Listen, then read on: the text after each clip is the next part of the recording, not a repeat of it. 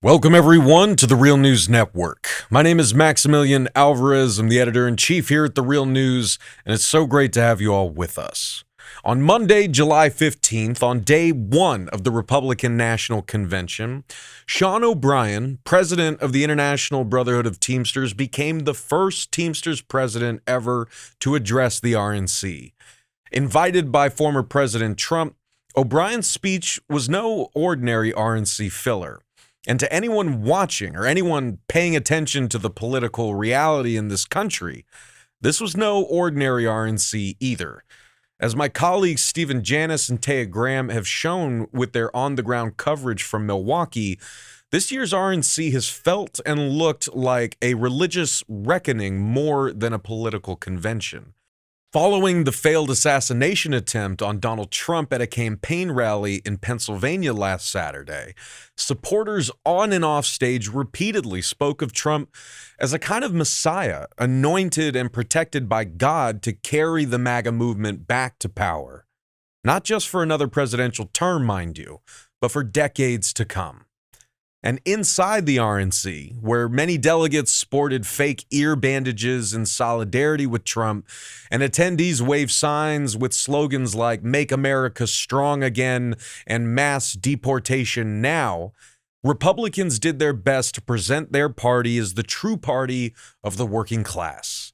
And Sean O'Brien's very presence on the RNC stage and the contents of his speech, which lasted 17 minutes, was a central pillar of that message. But while certain lines from O'Brien's speech garnered cheers and applause from the conservative, traditionally anti-union crowd at the RNC, many lines from that speech emphatically did not. And while many Republican voting and conservative-leaning union members have expressed excitement about O'Brien's speech, O'Brien has faced an avalanche of criticism from within his own union and across the labor movement. Even before O'Brien took the stage on Monday, however, John Palmer, a vice president at large of the International Brotherhood of Teamsters, wrote a fiery op-ed entitled "Teamsters President Sean O'Brien Should Not Speak at the RNC." And I'm honored to be joined on the Real News today by John Palmer himself to talk about all of this. Now, John became a Teamster in 1987 when he started working as a driver for ABF after serving in the U.S. Army as a medic. He became an active member of Local 657 in San Antonio, Texas, before becoming a full-time organizer for the union. Prior to becoming International Vice President at large, John served as International Vice President for the Southern region of the Teamsters. Now, lastly, before we get rolling here, I want to remind you all out there watching that The Real News is an independent, viewer and listener supported grassroots media network. We lift up the voices and stories from the front lines of struggle around the world, and we can't keep doing that work without you. So subscribe to our channel, become a donor today by heading to therealnews.com/donate. I promise you, it really makes a difference. All right. Brother John, I am going to bring you in here, and I want us to dive straight in. Now, in this op-ed that you wrote for New Politics, you said, and I quote, "A speaking engagement at the Republican National Convention by Teamster President Sean O'Brien, regardless of the message, only normalizes and makes the most anti-union party and president I've seen in my lifetime seem palatable. Teamster members and leaders have the right to demand an answer to the questions: what does the General President intend to say? What does he hope to achieve from such an appearance?" End quote. So here we are, days after O'Brien actually delivered his speech at the RNC. What are your thoughts on what he did actually say? What do you think he hoped to achieve with this appearance, and what do you think he actually achieved? Well, Max, first of all, thanks for having me, and also thank you for the work that you've done trying to help the folks in East Palestine in that tragedy. It's very, very worthwhile. I hope that no one forgets the tragedy that's occurred there and the families and how they're affected. To carry on to your point about Mr. O'Brien's thinking, first of all, never attempt to think for other people or think what's going on in their minds. there's an argument to be made that you have to talk to both sides in order to achieve an end.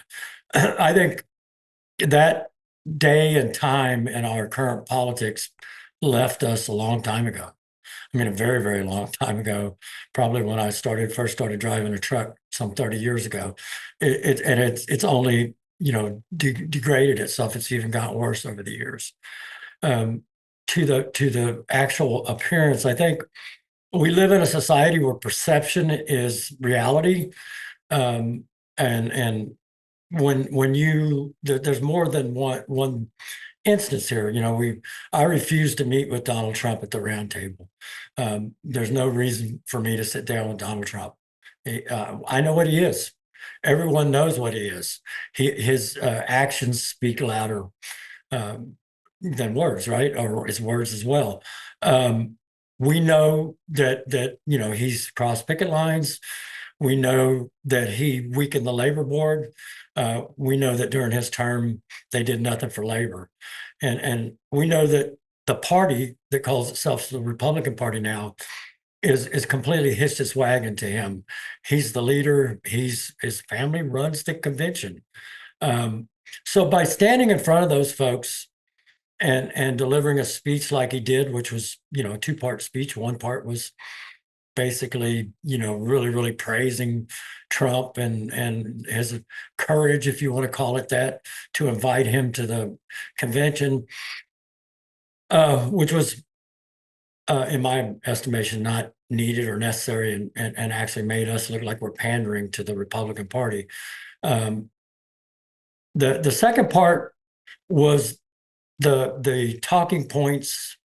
I mean, we all say these things. We all know these union issues that need to be addressed. And I think the interesting part about this whole conversation or speech was when that came out, it got awfully quiet. When you start talking about corporations, he was talking to corporations. That's who these people are in the room. These people have no desire to hear that commentary. They profit from the very people they want to export from this country. They profit from that. They profit from cheap labor. They profit from workers not having rights. They profit from unsafe working conditions at the cost of workers, at the cost of people's environment. Again, back to the East Palestine issue. I'm going to say it in polite terms. The railroad craps in your backyard. They set it on fire and they leave. I'm unfortunately I'm not as polished as many would like me to be, but I think I'm tired. That's what's wrong with politics right now. It's polished crap. It's just people really aren't delving into the issues, and I believe he knocked a lot of folks that were, wondering whether they should support a Republican. I'm talking about union folks, probably got pushed into doing this, and it was very clever on their part. Elections are won on margins, and they know that they're digging into the Democratic base here. So I think it was a large mistake, and I think honestly, he was a tool for the Republican Party. Well, and you mentioned East Palestine, which I think is a very apt and horrifying example here, because as we've covered endlessly here at the Real News Network, both Trump and Biden have a lot to answer for in terms of siding with the railroads, not regulating them the way that they should, allowing these massively profitable and powerful companies to essentially regulate themselves at the expense of communities like East Palestine. And yeah, Donald Trump is just as guilty of that, if not more guilty than other presidents. And yet the very fact that he symbolically went to East Palestine before Biden did, a year before Biden did, like, That's enough for a lot of people. That symbolism is all that they hope for or expect from the powers that be. But when it comes to actual policy that will help them and help our communities, that's when you really get to the meat of the issue and you see who really does stand with working people and who doesn't. Now, O'Brien's speech, to go back to that, it's set off a firestorm of intense reactions within the labor movement and within the Teamsters union itself. I mean, we've been getting flooded with folks reaching out to us to share their views, and Mel Buer and I actually just recorded a massive panel podcast with a lot of other rank and filers to get their thoughts on this. But, people have been asking us all week how much the Teamsters leadership and the membership support O'Brien speaking at the RNC. Now, I really don't want to ask you to try to, speak for everyone here. You guys are a big union with a lot of members. But what can you tell us about how the union is reacting right now? Well, in large part, the bubble of people that I speak to are very upset about this. They people that are dialed in, if not, you don't have to be an official either. If you're a job steward working on, and you understand what happened during the Trump administration, some of your rights as a job steward were stripped away by the board. You see the effects of this. Anybody that's had to deal with the labor board knows how difficult it is, and we need what we need in this country, and you alluded to it. We've got two parties, and there's issues with both of them, and I understand we're stuck with a two-party system, which I frankly think is problematic because they're owned by corporate America. There is a stark difference in the two parties, but change is going to come unions are agents for change. And that's the very reason that we shouldn't be doing this. We need to. My position has been, as a veteran, as my dad was is a retired first sergeant, and my whole every male member in my family served in the military. Everybody has the right to vote. People died that we might have that right. But as a labor leader, both on the international and local levels, I think it's our responsibility to garner the facts and relate that to our members. Now, people are going to do what they're going to do, but if we fail to educate and inform people as to why it's harmful to support Donald Trump and the Republicans as they are currently made up, that's our fault, and we're failing ourselves and our members. And I think that's where we've really failed. We're career politicians. Many of my peers on that executive board draw multiple salaries. They live a very good life. Most of them are frankly removed from the life of, let's say, someone at a meatpacking plant in Colorado who's exposed to all kinds of hazards, both physical and contaminants. All you can only imagine. I've seen that work. Now those folks aren't making $300,000 a year. Those folks are probably making $50,000, $60,000 a year. They need our help, and they don't need a party coming to power that's made it clear in their 2025 Project 2025 writings that the plan is to weaken labor unions and create faux unions in the workplace. We're just now making gains in getting on top of wages outstripping inflation, and that's because the last few years labor unions, including my own, have done a nice job of winning wages, right? But we've got a long ways to go, and if they destroy the unions, then without unions, there's nobody to pull the safety standards and the wage standards, and we all want to live that middle class lifestyle.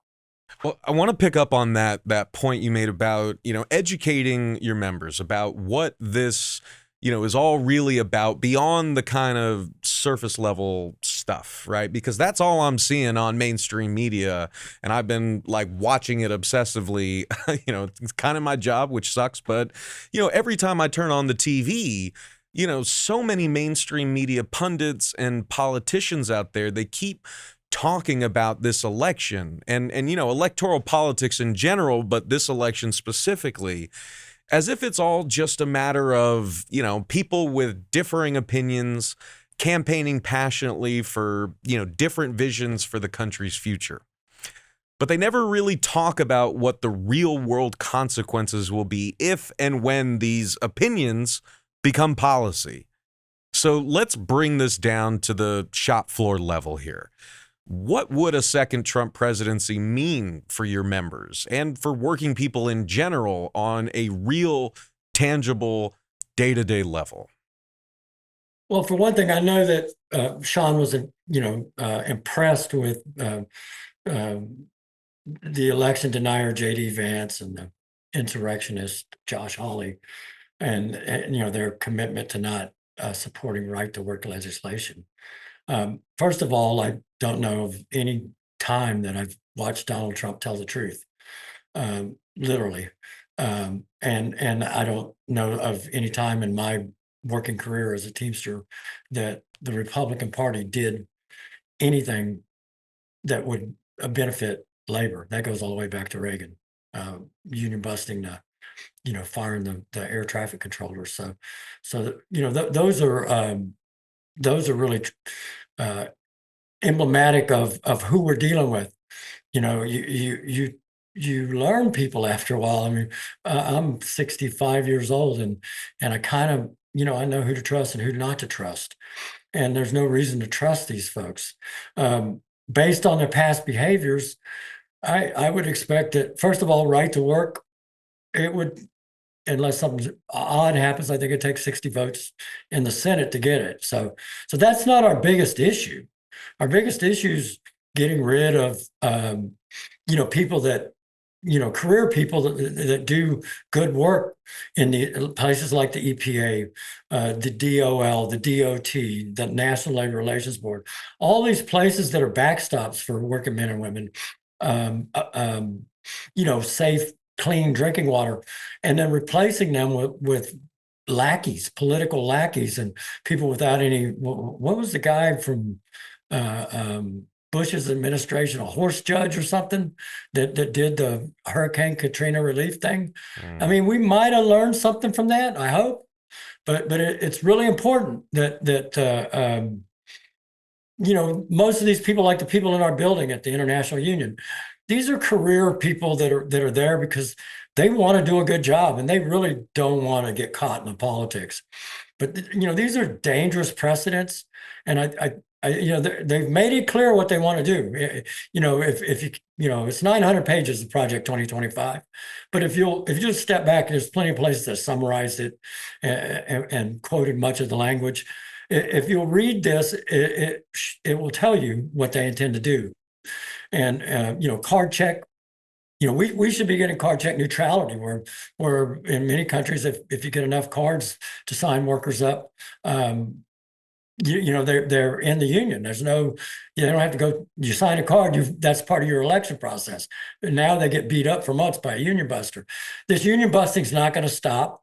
It's only going to get more intense, and our rights are going to be more difficult to maintain in the auspices of the National Labor Relations Act and the Railway Labor Act, which, by the way, that you mentioned the rail strike, and that's a very different venue. The National Mediation Board. The processes are very different. It's very hard to get the right to strike, and that's not fair to these workers. If people understood what they were really fighting for, they would sympathize with them. And there we go. We should be educating the public about all the things that go on. And so I don't see anything historically that would give me any confidence in these people as truth tellers and as advocates for labor. I mean, that's just not the party. Man, I could talk to you about this for hours, but I know I got to let you go. And I've got one more question I want to toss your way. But we're going to have you back on to sort of, keep digging into this. But, Real News viewers and listeners have been following Teamster struggle specifically very closely and supporting y'all throughout these past few years. We helped get folks engaged by, as you mentioned, covering the railroad contract struggle a couple years ago. And there are a lot of union railroaders who are Teamster members. We also covered, Teamsters unionizing at Amazon and in the cannabis industry. I mean, we covered the reform movement that elected Sean O'Brien to the presidency. And of course, we intensely covered the UPS contract fight last year. And, I know for a fact that a lot of our audience, because they keep telling me, they're feeling betrayed after supporting O'Brien and the Teamsters, and then, watching O'Brien go up on the RNC stage on Monday and bash the left. And, many viewers have expressed that they see the Teamsters just kind of following the old sad playbook here that gave a lot of folks a bad opinion of unions for many, many years, right? It's just kind of playing into the stereotypes that a union will throw vulnerable workers and vulnerable communities under the bus. They'll throw concerns about climate change and immigrant rights and LGBTQ rights out the window if it means that, members can benefit from some trade policies and job creation programs. Like, that's basically what a lot of folks are seeing right now. And many have expressed to me that, Sean Fain, president of the United Auto Workers, is the labor leader that they hoped Sean O'Brien would be. And, Fain's statements on Trump and the Republicans are vastly different from O'Brien's. They're much more closely aligned with what you've been saying here. So I just wanted to close this out by asking, if you could talk directly to folks out there who are feeling this way, what would you say to them? Do you think that they're right to have these concerns about labor? And what can the labor movement do to actually really address these concerns so we don't just go back to where we were 20 years ago? Well, number one, the good portion of my career was that of an organizer. And the one thing you learn in organizing is, we don't do that for any other reason than to help people. And you can't help people if you don't listen to them. And you can't help people if you're selling an agenda that's not relative to their problems. You mentioned the reform group, Teamsters for a Democratic Union. I was on that steering committee for many, many years. And we aligned with Sean O'Brien on the promise that this was going to be different. This was going to be open to the membership. There was going to be no behind the door dealings, which turns out that's exactly what happened during the UPS negotiations, that this was going to be member driven, that their leadership was going to be more accountable. And so, people are tired of politics. People are sick of people saying, I'm going to do this, I'm going to do that. Once they get your vote, they're going to do whatever they have to do to stay in office. So what I've got to say is we were sold a bill of goods. Teamsters for a Democratic Union has decided they're totally silent on everything that's gone down. The termination of organizers of color, the whole direction that we've gone.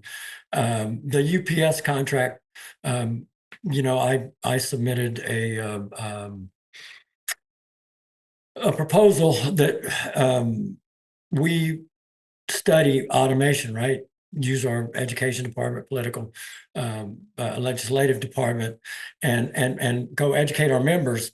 In that UPS agreement, we failed to really mitigate what's a threat to not just Teamsters. This is going to be a problem for every one of us. I mean, technology is going to get good enough to reproduce what you and I are doing here right now. So we need to be ahead of this. And we're losing jobs to automation. UPS threw some money at our drivers. I'm happy for the drivers and the money, but the real issues, the air conditioning was sort of sold in a very deceptive manner. Those air conditioners have to be in vehicles purchased after the beginning of this year. They purchased a huge fleet the last 2 years. The majority of guys are probably not going to see air conditioning for another 10 or 15 20 years. These vehicles have very long life. You pull a motor out, you stick another one in. They're relatively simple vehicles. They're rugged, they're tough, but that And that's affecting people right now. We are in the midst of a record-breaking heat wave. It's been 100 degrees here in Baltimore for like a week straight, and I'm seeing these UPS drivers without air conditioning still. Right. I saw it in the freight industry. They won it in a contract, and the ironic thing about it was they sold the contract. It was when the manufacturers actually said, we're not building trucks without air conditioners in them anymore. So I found that to be, but at least we knew. We knew that if you had an old truck, until a new one came in, you were driving a truck with, 260 air conditioning, 2 windows down, 60 miles an hour. So we knew that, but I'm kind of finished on to summarize the whole conversation. We need to quit depending on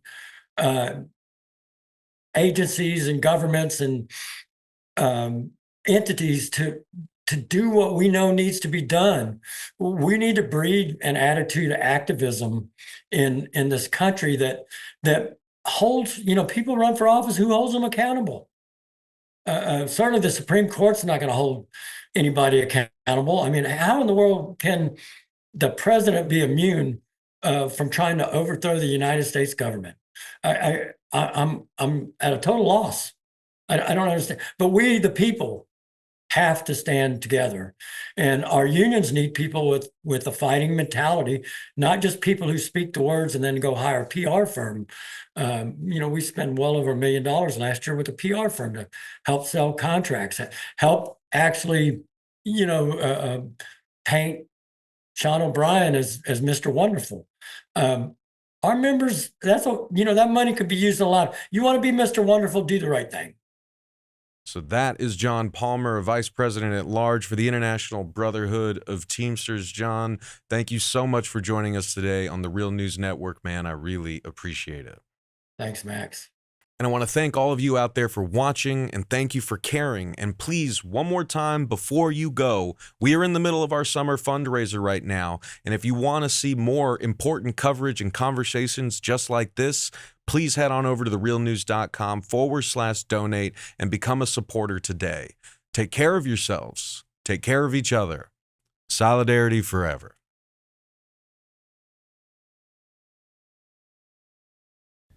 Thank you so much for watching the Real News Network, where we lift up the voices, stories, and struggles that you care about most.